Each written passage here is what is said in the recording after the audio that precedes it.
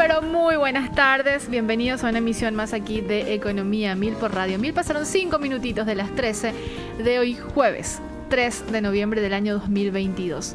Avanzando lentamente el mes, ya casi terminando la primera semana del 11º mes del año. Ya estamos en noviembre, Prince, gran 7. Hola Horacio, ¿cómo estás? Hola, te interrumpí, no me tenía que presentar primero. Me parece que sentarte ahí es como que se te estaba mudando ciertas características del que ya no está. Bueno, esperemos que no. Pero hay una diferencia abismal en cuanto a edad, así que esperemos que las mañas no se hayan pegado tampoco. ¿Cómo estamos, Horacio? Muy bien, Prince, un saludo a la audiencia, un placer estar acá. Y un placer estar en el programa de economía número 1 en el país. Eso decía Alfredo Pereira, a quien enviamos saludos. Y por cierto, ayer me escribió, así que imagino que salió de sus actividades y por eso tuvo tiempo, ¿verdad? Y le mandamos un saludo muy, muy especial un saludo a él. A Pop. Así es. Un día hermoso el que tenemos hoy, por cierto. Pero antes de ahondar en el clima, le voy a saludar ya a nuestra compañera también de todos los días, Valeria Lescano. ¿Cómo estamos, Vale? Súper bien, Prince. ¿Qué tal? Hola, Horacio. Un saludo a la audiencia. Acá estamos un día más. ¿Te gusta el clima o este...? Sí, pero ya no me gusta esta... ¿Por qué? ¿Ya está haciendo calor? No, que está variando demasiado. Bueno. Que se calme ya. Prince, estamos en noviembre y leí una noticia que decía que en Pozo Hondo la temperatura, noviembre, sí, llegó a 2,8 grados, Prince. Eso es eso es bajísimo en esta temporada. No, pero de hecho la gente estaba diciendo que es muy atípico tener en noviembre frío. Y de hecho tuvimos frío durante esta semana, así que sí es como que rompe esa tradición de tener noviembre, diciembre como calorcito, ya como antesala de lo que sería fin de año, ¿verdad? No, noviembre nosotros conocemos como camisilla, zapatilla y abanico, así. Yo no te veo en camisilla, yo te iré, pero bueno. Sí, tenemos que empezar a guardar nomás nuestra ropa de invierno, por favor. Ya es hora. Y esta temperatura, y de hecho la próxima semana vamos a tenerle como entrevistado aquí en Piso a la gente de Capeco, del sector agrícola, para que nos explique y nos cuente cómo está yendo esta campaña agrícola 2022-2023, para saber si este frío de alguna manera les afectó, las lluvias si fueron de bonanza o no fueron realmente como estaban esperando en materia de distribución, porque yo recuerdo que Hugo Pastore, directivo de Capeco, me decía: a nosotros no es que nos importe tanto la cantidad, sino la distribución que se dé a lo largo de los meses de la zafra, y es ahí cuando realmente nosotros tenemos una buena o mala perspectiva de lo que va a ser la campaña. Así que vamos a tener la próxima semana, vamos a tener la visita de Hugo Pastore, directivo de Capeco, para ver un poco cómo se está desarrollando esta campaña, que va a marcar evidentemente lo que será la economía o el crecimiento o el dinamismo que pueda tener la economía en el año 2023, por supuesto. Horacio, tenemos mucha información del ámbito internacional, también nacional. Veo que no hay nada regional. Las noticias que más resaltaron fueron en el ámbito internacional y regional, nacional, discúlpame. Obviamente podemos sí notar noticias regionales, no necesariamente muy económicas, pero en Brasil vemos cómo las protestas, el cierre de ruta de los camioneros sigue, de los camioneros bolsonaristas, podemos decir. Hoy hubo un llamado de Bolsonaro a que la protesta es sano para la democracia, que está muy bueno, pero que se quede en protesta, que no vaya al cierre de rutas. Pero yo decía regional porque después del corte, en el segundo bloque, sí vamos a ahondar sobre un tema que está pasando a nivel regional, y le adelanto a la audiencia que se pueda quedar pendiente porque tenemos una entrevista en el siguiente bloque con un economista de la consultora Econometría Consultores, que forma parte de la red La Eco, de la cual la consultora MF Economía e Inversiones también es parte integrante de esta red de consultores a nivel latinoamericano. Entonces, así que vamos a tener con Francisco Azuero, es el economista, es directivo de esta consultora, donde vamos a hablar con él sobre la propuesta de reforma tributaria que se está dando en Colombia. Es en realidad una propuesta normativa, pero vamos a ver en qué escenario está, cuál es la perspectiva que se tiene en ese sentido. Así que le digo a la gente que quede pendiente con ese tema. Totalmente. Pero de momento nosotros nos vamos a Estados Unidos. De momento nos vamos a Estados Unidos, Prince, porque al fin venimos anunciando desde el día lunes que se venía un anuncio de suba de tasa por parte de la Reserva Federal de los Estados Unidos. La Reserva Federal, para recordar a la audiencia, sería como el Banco Central. El Banco Central de Estados Unidos es la Reserva Federal. Y bueno, hizo uso de sus instrumentos de política monetaria justamente para bajar una corriente inflacionaria que viene pisando muy fuerte en los Estados Unidos. En septiembre se registraron datos de una inflación interanual del 8,2%. Eso es altísimo. Es altísimo para Estados Unidos. En porcentaje para una tasa de inflación en Estados Unidos. El objetivo de inflación de los Estados Unidos de América es del 2%. Ya en el año 2022, en el periodo de enero a septiembre, se registró una inflación acumulada de 6,5%, la interanual alcanzó al 8,2%. Entonces, justamente lo que hace la Reserva Federal es hacer uso de estos instrumentos de política monetaria, que bueno, es la tasa de interés justamente que ellos tienen, y decidió en esta última reunión, que culminó ayer, subir en 0,75 puntos porcentuales, y ya la tasa de referencia alcanza el rango de 3,75 a 4%. Así es. Y también me gustaría agregar algunas cosas que son importantes de mencionar, que es las estimaciones que tienen ellos para cuando termine el año, ¿verdad? El 2022, ellos esperan que la tasa termine en una mediana de 4,4 y para el año que viene probablemente esta tasa continúe por ese rango más o menos en 4,6. Y que obviamente lo que se espera ahora mismo del mercado al menos es que llegue a 4,50, o sea, 50 puntos básicos más estarían subiendo para diciembre, que es su última reunión en el año. Tienen una última y dieron indicios de que van a seguir subiendo las tasas, como bien decía Valeria, ya en menor proporción. Vemos que las últimas tasas fueron de 0,75, que fue subiendo consecutivamente, y ya tiró indicios la Reserva Federal, el presidente de la Reserva Federal, Jerome Powell, que iba a ser un poco más moderado. Si bien iba a ir creciendo, la suba iba a ser un poco más moderada. El mensaje que había dando justamente la Reserva Federal en el sentido de establecer bien marcada la cuestión esta de ir subiendo la tasa de política monetaria, es que esto iba a ser doloroso para empresas y familias, según había recuerdo el último mensaje que habían, y que iba en coincidencia también con el Banco Central Europeo, lo último que habías compartido, que yo decía como era como una suerte de equiparación en el mismo mensaje, en la misma línea. Así es, la Fed está apostando por eliminar la inflación y reduciéndola antes de que por poner en prioridad, por ejemplo, el crecimiento de la economía. Recordemos, ¿por qué la Fed sube las tasas de interés? ¿Qué quiere decir que la tasa de interés ahora está entre un 3,75 y un 4%, que se haya subido?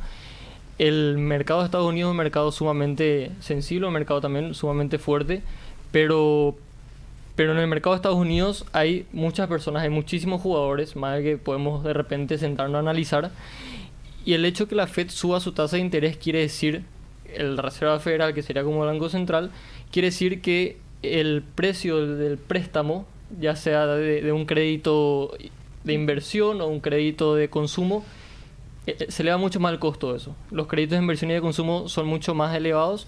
Eso hace que la gente no demande tanto justamente por el precio elevado. Disminuye el consumo, disminuye la inversión, hace que se enfríe la economía. Una vez que se enfría la economía, eso hace justamente que la inflación se retraiga un poco. Es esa justamente el mecanismo que la Fed está haciendo uso, y viene haciendo uso agresivamente de eso, porque en su prioridad está disminuir la inflación. Y con respecto al empleo, Valeria, eso también va en línea a lo que busca la Fed. Es uno de los factores que básicamente mira el Banco Central de Estados Unidos para tomar sus decisiones. No es solamente una de las variables, o sea, mira un poco de todo.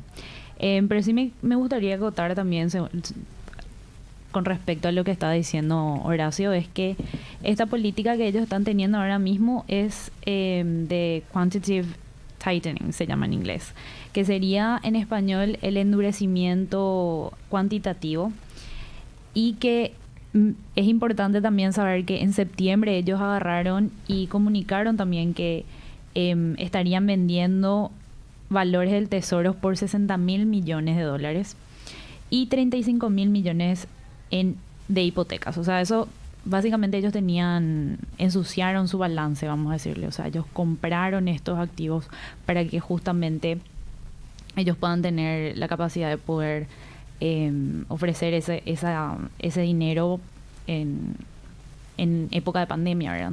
Y ahora lo que ellos quieren hacer es limpiar. Entonces están tratando de vender eso de nuevo para poder contrarrestar el problema que tiene la inflación en la economía.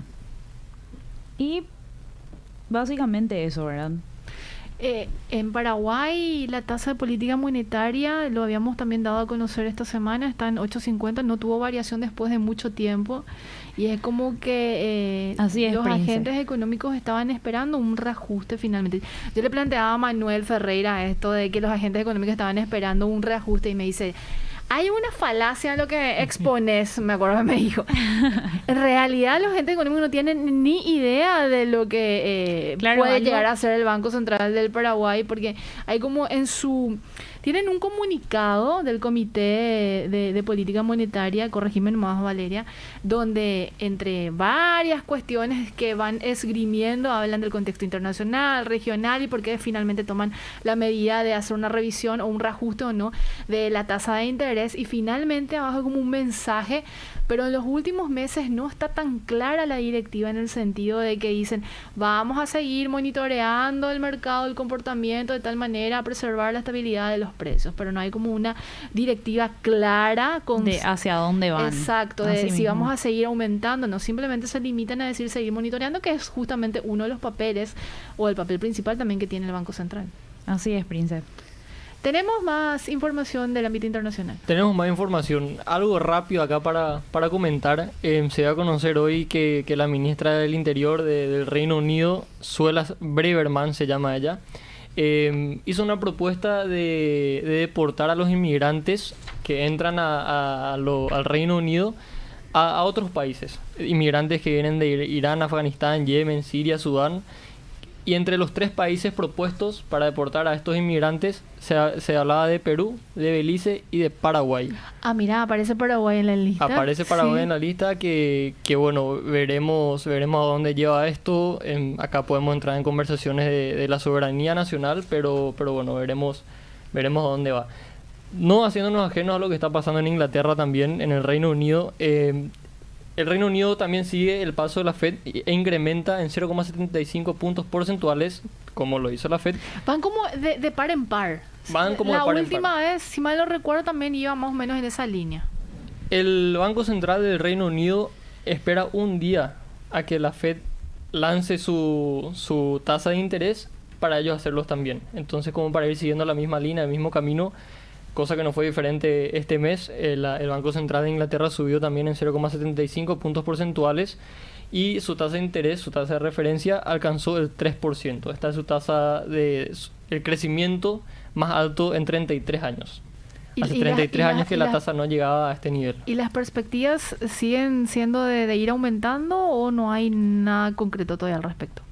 No hay nada muy concreto. Lo que pasa es, recordemos que el Reino Unido viene de la podemos llamar una crisis política, económica. Tuvimos a la primer ministro Liz Truss, que estuvo apenas 44 días a cargo del gobierno. Con una propuesta que rompía todo tipo de esquemas que al final tuvo que... Con una propuesta de reducción de impuestos, de su mini budget, su mini presupuesto, que bueno, parece que no causó mucha simpatía dentro de su propio partido. La terminaron sacando y subió este ministro de Finanzas de 42 años, Rishi Sunak, que fue el ministro de Finanzas de Boris Johnson cuando fue todo el tema de la pandemia de la COVID-19. Recuerdo. Él estuvo ahí. Ahora Rishi Sunak sube como primer ministro y el 17 de noviembre recién van a lanzar su presupuesto y su plan de gobierno. Esto van a sacar información con respecto a los planes de gasto gubernamentales y políticas fiscales también. Entonces el Banco Central del Reino Unido está muy pendiente a qué va a decir ese informe, esa propuesta de gobierno, para ver también hacia dónde va. Y del ámbito nacional, Horacio.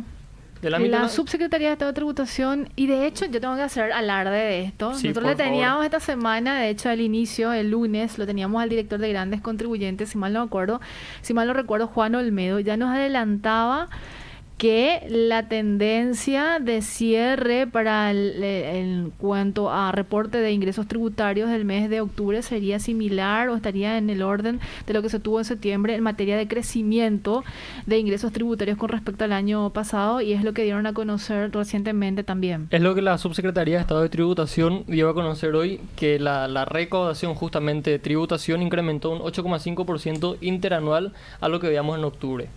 Tenemos un 8,5 más de ingresos, que bueno, esto lleva un poco más de 164 millones de recaudación en efectivo y unos 8 millones de compensación por crédito fiscal. 8 millones de dólares. Es por lo que se compone la recaudación de la tributación, es en efectivo y en créditos fiscales. En efectivo, como decía, fue 164 millones y en créditos fiscales fue 8%. Fue 8 millones, disculpe. Hay una descomposición en materia de impuestos, que hay una carga muy, muy importante por parte desde el IVA. Así es, ¿podemos desglosar eso, por favor? Sí, como vemos, siempre el IVA viene trayendo el mayor peso a esta composición de recaudación, y justamente el IVA, el impuesto de valor agregado para la audiencia, representó el 46,3% de la composición de la recaudación total de tributación. Lo siguió el IRE, que es el impuesto a la renta empresarial, con un 39,3%, y luego el IDU, que es el impuesto a los dividendos y a las utilidades, con un 6,7%. ¿Qué te distrajo, Horacio? Acá estamos nosotros en el piso 19, acá está pasando los que limpian los ventanales, nuestros amigos. Me sorprendí un poco. Eso es entre paréntesis. Entre paréntesis, sí. Y si hacemos una suerte de descripción de la evolución de los impuestos, Horacio, que tenemos en el gráfico en el final, hay un crecimiento evidentemente sostenido e incluso se ve en pandemia, si bien una suerte de desaceleración, igualmente fue creciendo, o sea que te muestra que el nivel de la dinámica de la economía siguió su curso pese a las circunstancias adversas, tanto en pandemia como podemos llamarle post pandemia, aunque estemos todavía en pandemia, porque no se levantó oficialmente. Totalmente. Pero que de alguna manera contribuyó tanto los estímulos que vinieron por parte del gobierno en materia de planes y programas para tratar de mitigar el impacto justamente de la pandemia, y que siguió en los siguientes años. Asimismo, Prince, vemos por supuesto un declive en el ámbito de la recaudación tributaria en el año 2020, en octubre de 2020, para fijarnos nada más en el mismo mes en el que estamos ahora. Sí. Tuvimos 11.000 millones de guaraníes, que fue la recaudación que tuvo en octubre del 2020. En octubre de 2021 fue 12,9 mil millones de dólares, y ahora ya en octubre de 2022 alcanza los 15.000 millones de dólares, de guaraníes. De guaraníes. Ok. Bueno, vamos a ver cómo cierra el año. Vamos a ver cómo cierra el año, pero vemos una dinámica de la economía, justamente como bien decías, Prince, que viene evolucionando bien a pesar de bueno, todos los contratiempos que pudimos haber tenido. Yo tengo ahí una suerte de trastoque con el número. ¿Es 15 billones o es 15.000 millones? 15,9 billones. Sí. 15,9 dijiste, o 15 billones nada más. En el año 2020 fueron 11 billones, sí. En el 2021 12,9 billones. Ahí es cuando tuve la confusión. Sí. Y en el 2022 fueron 15 billones. Un crecimiento bastante sostenido el que tenemos de un tiempo a esta parte. Y quiero compartir esta última información antes de irnos a la pausa. El Ministerio de Hacienda avanza en la elaboración del proyecto para la emisión de bonos temáticos, y esta es una información que se despliega y se desprende de forma oficial del portal de hacienda.gov.py, y me parece sumamente interesante poder abordarlo, y de hecho nos comprometemos a tratar de coordinar con la gente del Ministerio de Hacienda, que por cierto desde este mes vamos a dedicarle un bloque especial a lo que vienen haciendo desde la cartera fiscal en todo lo que se refiere a la política política fiscal en ese sentido y nos comprometemos a tratar de coordinar con una persona que nos pueda explicar con mayor detalle sobre esta propuesta normativa. Pero de modo grosso les comparto que con el objetivo de seguir avanzando en la elaboración del marco normativo para la emisión de bonos temáticos, el ministro de Hacienda, Oscar Llamosa, se reunió con representantes del Banco Interamericano de Desarrollo y del equipo técnico que lleva adelante la estructuración del proyecto. Y atienda, señora, que Paraguay está queriendo incursionar en la emisión de bonos temáticos de tinte social y con el apoyo del BID, y se está trabajando en la preparación del documento que contendrá el marco normativo y las medidas a tener en cuenta para salir a los mercados internacionales y financiar este tipo de proyectos. Desde Hacienda dijeron que el objetivo es tenerlo listo en el primer semestre del año 2023 con el fin de esperar la mejor ventana de mercado para lanzarlo al mercado internacional. Y en palabras del ministro de Hacienda, Oscar Llamosa, luego de cerrar este documento se procede a una emisión normal. Vamos a esperar las condiciones más óptimas para sacar un bono temático y así acceder a mejores condiciones financieras, ya que estos presentan mejores condiciones que las tradicionales. Y es necesario diversificar en este tipo de instrumentos para acceder a mejores tasas de financiamiento. Así que Paraguay va camino a adoptar instrumentos financieros innovadores que, como decía, vamos a tratar de coordinar con la gente justamente del Ministerio de Hacienda para que nos dé mayores detalles sobre este nuevo instrumento, que lo están usando varios países ya también de América Latina y el Caribe, buscando de alguna manera potenciar políticas que vayan en el marco de proyectos sostenibles, de todo lo que sea referente a cuestiones verdes, y que de hecho acá en Economía a mí lo venimos abordando también con diferentes actores y sectores, porque Paraguay forma parte también de acuerdos internacionales que apuntan a esto. Josema, ¿te parece si marcamos la primera pausa? Porque ya queremos ir cerrando y viendo y coordinando con el invitado vía telefónica que vamos a tener a la vuelta del corte, y ya le anuncio a la gente que vamos a tener un contacto con Francisco Azuero, economista, directivo de Econometría Consultores de Colombia, para hablarnos sobre la reforma tributaria que están tratando actualmente en el Congreso de Colombia, y ver, obviamente, y hablar con él cómo se está desarrollando esto, cuáles son los principales componentes de esta propuesta normativa, los desafíos en ese sentido. Y marcamos esta primera pausa, Horacio, Valeria, oyentes, y enseguida regresamos. Radio